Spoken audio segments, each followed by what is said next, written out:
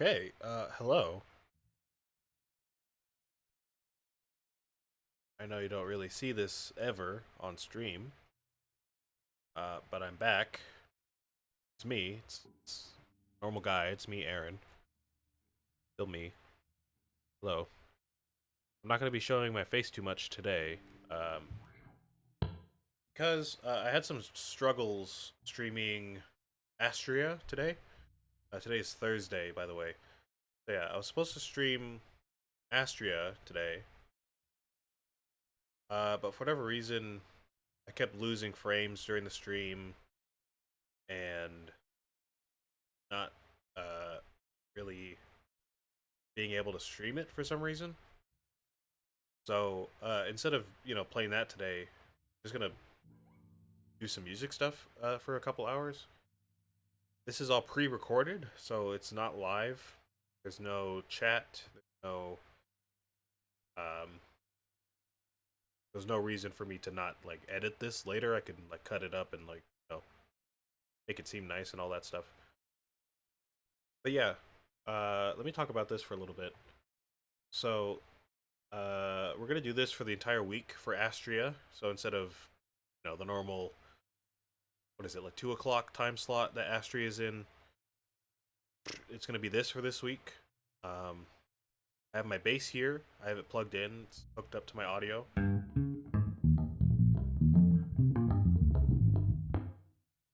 I do apologize if things are a bit loud or quiet today. It's kind of weird to set up the audio for this. So just bear with me if something's a little weird or off. But yeah, I have my bass here. And what I'm going to do basically is annotate this score. This is a song by a band named Thank You Scientist. Um, I'm not really sure I can play much of their music, if any, without getting like a copyright strike or something like that. So I won't do that. Let me show you their like discography, though. I can show you, their Spotify page for sure. Oh, it's already pulled up. So yeah, this is their Spotify page.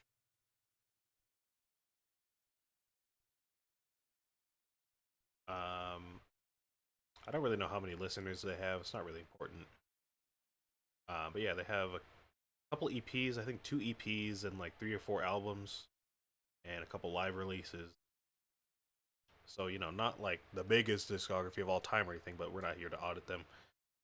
Um, they are a jazz group, a jazz rock fusion group thing from Boston, U.S. So just to give a little background about them, this song is off of their latest album that came out in 2019, called Terraformer, and it's going to be this song right here that's actually pulled up, called Everyday Ghosts. Uh, yeah, it's a long song. It's about 10 minutes long. Lands about the middle of the album. You can imagine, there was stuff before it that set it up, and there's stuff after it.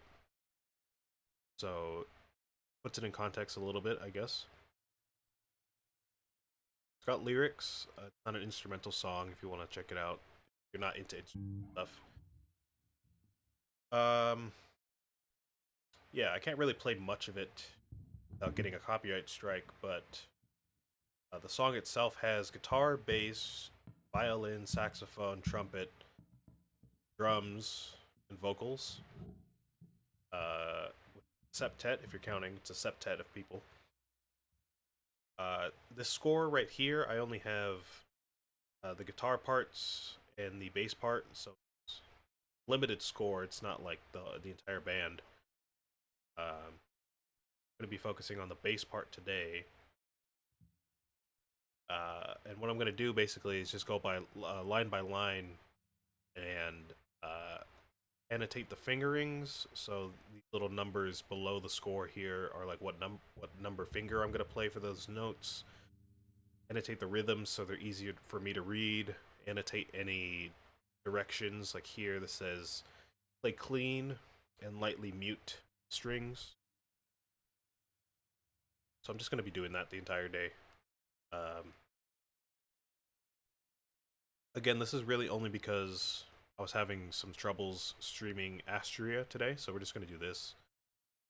Fill in that time slot. This should take about 3 hours to do.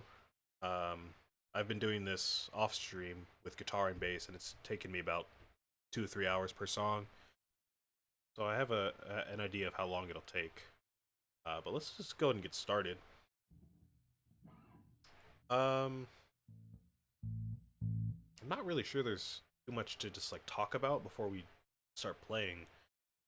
But I think what I'm going to do is just play through each section, then revisit each one and annotate it as needed. So we'll play through this whole intro and have to do.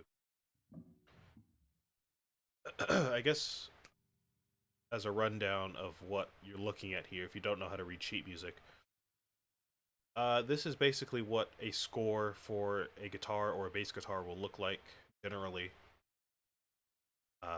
Some people's scores look different than mine, of course. This is my own like personalized score, so it's going to look a bit different than maybe the standard. But behind my face cam here, let me show you this. Behind my camera, you have time signature, which tells you how many beats are in a bar. This tells me 4 beats. So if I'm counting 1, 2, 3, 4, every time I hit 1 will be a new measure, which sounds like this. 1, 2, 3, 4, 1, 2, 3, 4, 1, 2, 3, 4. So that's going to be going for a while. The tempo here is 125, which tells me there are 125 beats per minute. So in the span of 60 seconds, I need to fit in 125 even beats, which has that tempo of what sounds like this, what we just heard. You put 60 of those back, or no, sorry, if you put 125 of those back to back, it'll equal 1 minute. You have section markers here, so we have our first section, which is the intro, happens right at the beginning of the song. And the actual music. In my case, I have a couple bars rest, and you just heard the guitar playing for a little bit. That is because while I'm resting, while the bass is resting, the guitar is actually playing a little bit. So that will be going on while I'm annotating my part. Can't really show you too much of the guitar part in good faith because that is not public information necessarily. You can buy it on their website along with the rest of the album. You can buy their sheet music.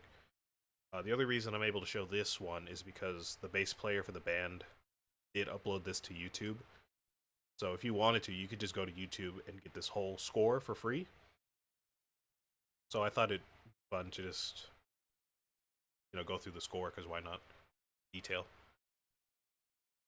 So yeah, we have a couple bars of rest. That's what this symbol means here. Just wait a little bit. The actual notes start here in bar, what is that? 1, 2, 5, 6, 7, 8. Start in bar 8. You just continue there. There's a lot of extra random stuff up here pertaining to the actual software that I'm using, the actual app. None of this is important for right now. The only thing that we're going to be worrying about is this banner here at the bottom. We're going to worry about this here a little bit. This has some tools for me to use to modify the score. Maybe this, which is another banner, which gives us some extra other tools that we might use, we might not use. And I'll talk about them when we get there. But yeah, we're just going to get started. We have the bass part pulled up. We won't see the guitar part, but we're going to hear it. So yeah, that'll be there. We're going to want to pull up these little diagrams here. These are going to be for our left and right hands. So anytime we want to adjust the fingering of something, we just click on a note, click on the left hand, click on the number that we want. Or, in the case of like if we're tapping, we're using two-handed tapping, we're going to use, the right hand right here. That's generally going to be the more, like the most that we're going to do is just fingerings. But there might be some other stuff we touch on today. But yeah, that's like a general rundown of what you're looking at here.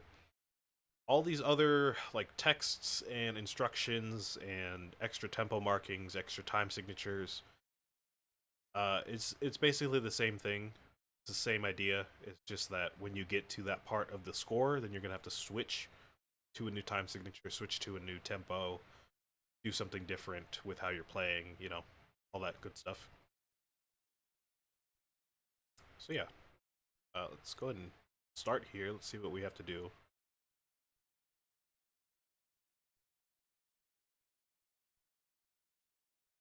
And I have the metronome going here, so if you have an aversion to metronomes, I'm sorry, but I like to play with a metronome.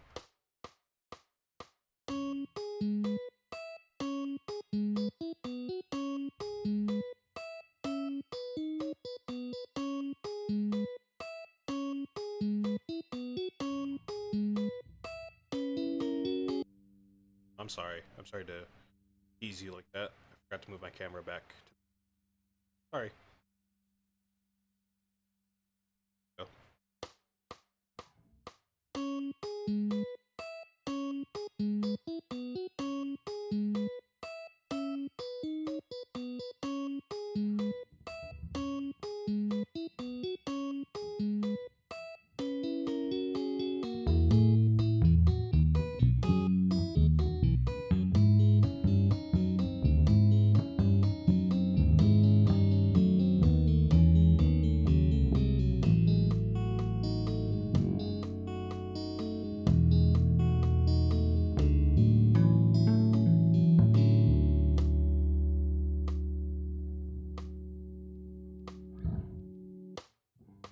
Go ahead and skip this whole part because this is a lot of horn features. It's not really important to guitar and bass necessarily.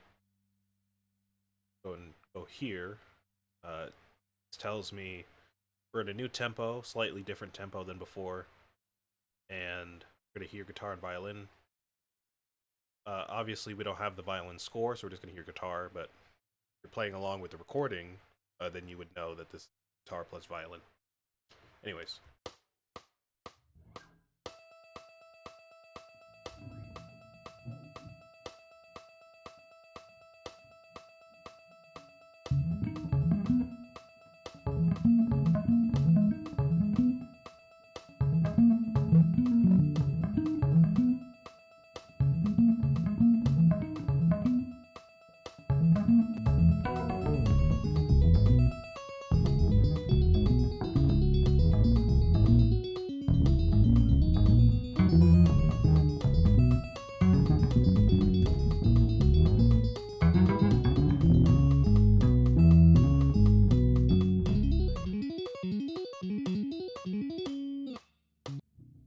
all right. So that's the intro. Again, this is a 10-minute song, so makes sense as to why we would be here for a long time. There's not really much for me to do the intro. I think everything's pretty straightforward for me. Again, this is my own like personal preference to how I like to organize my scores. So any errors you might see is probably just personal preference. Um, let's see. Start.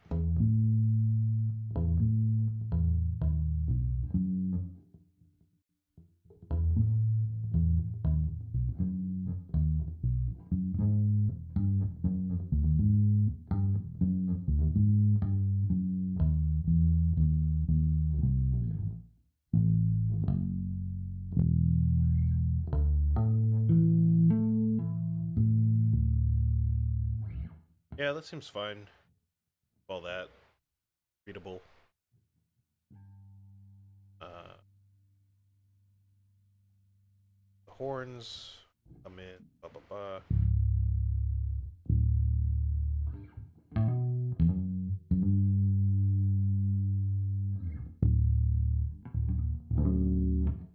Yeah, that's all good too. Change anything there. My part really starts right here.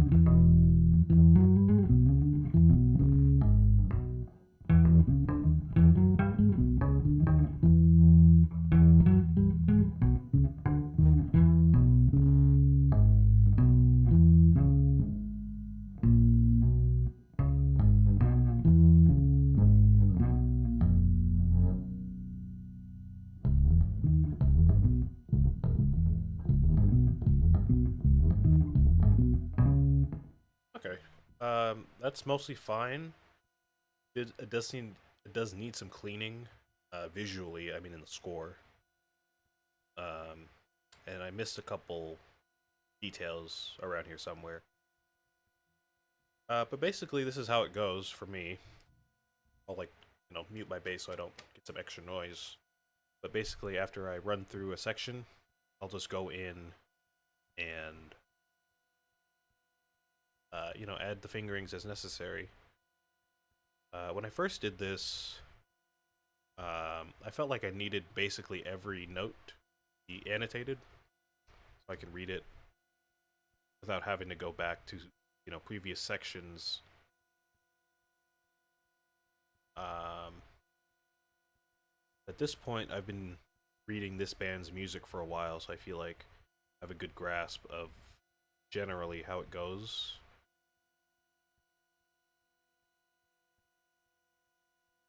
Um, so yeah, I'm just gonna go through and clean up fingerings a bit, add those details.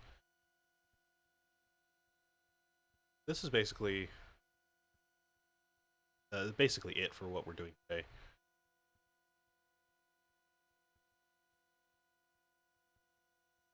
So if you don't like this type of stuff, then you don't need to watch, obviously. But if you're a music nerd like me, then stay. Feel free to stay. Let's already know that. Already know that. That's gonna slide down. Of course. Yep. All the same stuff that we've already seen. Don't really need this.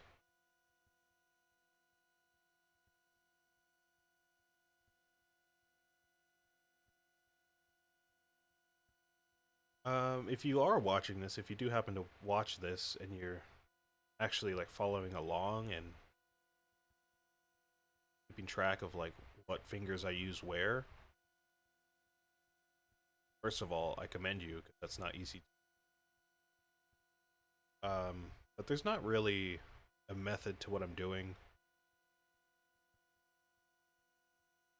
Um, you probably already know I was, in school for music, so I have an idea of like good technique. But when it comes to stuff like this, where they're true professionals, and it's like just me without a teacher trying to figure out what they're playing and how they're doing it, I have a general rule of thumb when it comes to fingerings, but nothing concrete. Generally, I like to keep things in a row. Like if I'm playing something like that, like using all my fingers in like a 4 or 5 fret span, I'd like to keep my fingers in order. So if I'm playing like something like that, that wasn't really um, anything organized, but like you get what I'm saying. I'd like to keep my fingers in a row, so like I'm not like moving every finger around all the time and like getting lost. So that's kind of a rule of thumb. Another one would be the fourth finger. I like to use my fourth finger as much as possible. Um, Using fourth finger is generally good technique. Allows for more exciting runs, I think, especially with this band. A lot of their runs can't really be played without fourth finger, so I like to use fourth finger a lot. And again, for anybody who is following along and also plays music, you probably know that once you get up to the higher ranges of a string instrument, it's generally good to drop the fourth finger, or else you're gonna like strain your hand and wrist. What I like to do on guitar and bass is use the fret markers as a kind of guide as to where to cut off my fourth finger. kind of hard to explain, but like on the low B string, I'll use my fourth finger, all the way up the neck. But then the moment I pass the 12th fret, I'll cut off the fourth finger. So from here on out, on the B string, I'll just use 1, 2, 3, and that cutoff point gets longer and longer as you go up the strings, if that makes any sense. So on the B string, I cut it off after fret 12. On the E string, I cut it off after 15 up here. On D, it's going to be 17, sorry, not 15. So it's going to be way up here.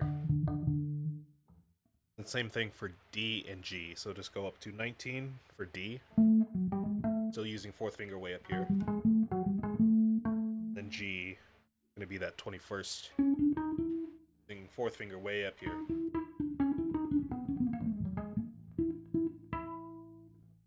And after that, for the last 3 frets, just using 1, 2, and 3. I can't really fit my fourth finger all the way over there without, straining my wrist or something like that. Well, if I'm doing some crazy runs, up here on guitar or bass for that matter, maybe I'll use fourth finger up here on the G string, but then I'm like jumping down to the A string or something, so I have to use third finger, and then I jump down here, I'm using fourth finger down here, but then I jump back up here on the B string or something like that, and I'm back to 1, 2, and 3. It's just a lot of random technique to think about.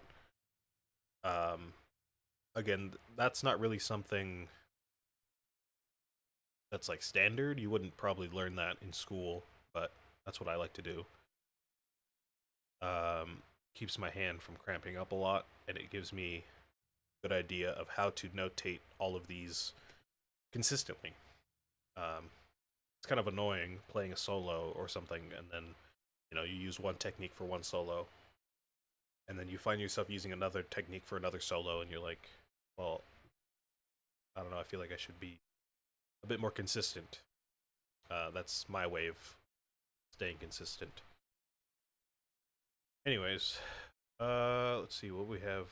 We have here.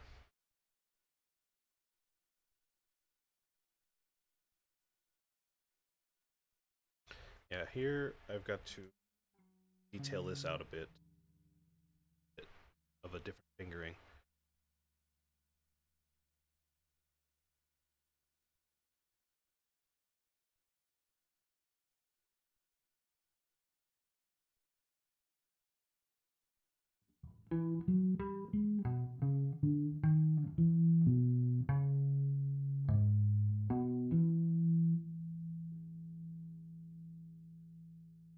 Three, two, 2, 3, 3, 2. Back to our normal motif here.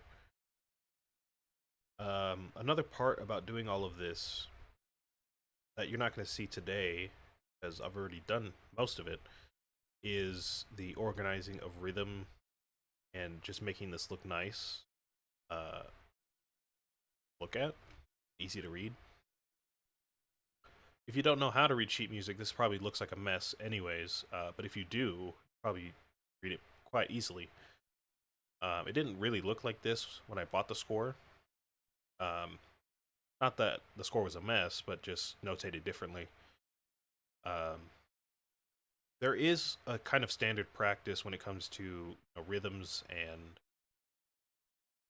beaming practices, like beaming these 16th notes and the 8th notes together and everything like that.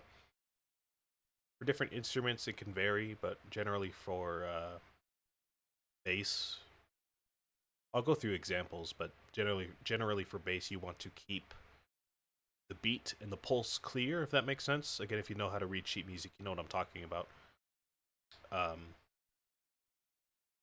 Here, I guess I'll just talk about it. We know we're in 4/4, right? We keep switching between 4/4 and 3/4, which means there are either 3 beats per measure or 4 beats per measure. And for each of those beats, you can divide them up into smaller subdivisions. whether it be 16th notes or 8th notes. If you have this pulse, you can divide each pulse into smaller notes. You can divide that even further.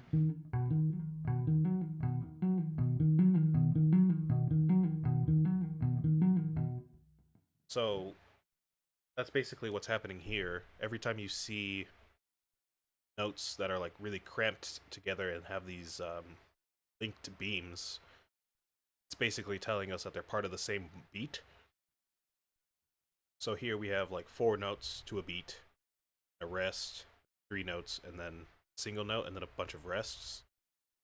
Um, this is basically telling us there's 4 16th notes to this beat. Then on the next beat we have 4 16th notes again, but one of them is a rest. We have one beat here, another beat here, but we have a rest here. And we start another beat here, which has just one 16th note and then a rest, and then our final beat has a rest.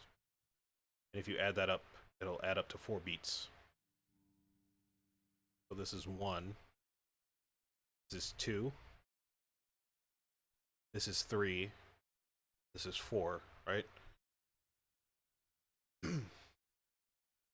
And they're organized in such a way that you can divide, each pulse pretty easily just by looking at it, which translates to playing at a certain point. Um, yeah. I'll play through this again before we move on, just to make sure everything is looking good. But yeah, that's how you do it, basically. Last thing I think I need to do is actually some reorganizing here, so you'll see a little bit of it. This morning, before I started streaming, I was looking at the score a bit. This is number 6 in the album. Like I said, it's about halfway through the album. I've already gone through the first 5 songs on guitar and annotated those. I do need to go back on bass, but like I said, this one's easy to show on camera because the bassist already gave us this score. He uploaded a video of him playing through it with the score scrolling on the bottom, so I just felt this was the most appropriate. So what I was doing this morning was looking through all the rhythms and seeing if there was any way I could make them a bit easier for me to read. And there was this part here, which was a bit different. So for this section here, we're alternating between 3 and 4, right? Like I said. But at a certain point, we switch into 6/8, and after that, we switch back into 4. And there's a few tempo changes in there as well, which is weird. It's weird to read, but when you play it and hear it, it doesn't sound that weird. So like if we're doing just a 4, just regular 4.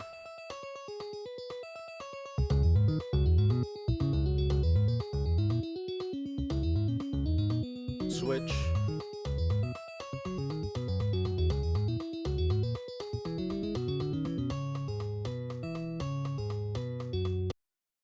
Right, so it sounds pretty natural to just, listen to it. When you read it, it's a bit different because you see all these different changes and you're like, oh, something's going on, something's going crazy. But it's really just a kind of groove that switches midway through. But here, before I changed this was completely different. This was like a different tempo, and it's just weird because here we have triplets, but they're the same notes as before. Where we had like,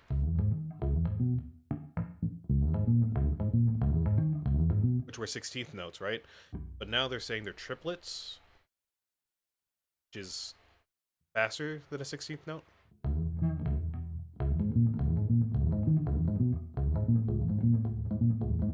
Which is just weird because it's supposed to sound like 16th notes, but in a different groove, if that makes any sense. So what I was doing is trying to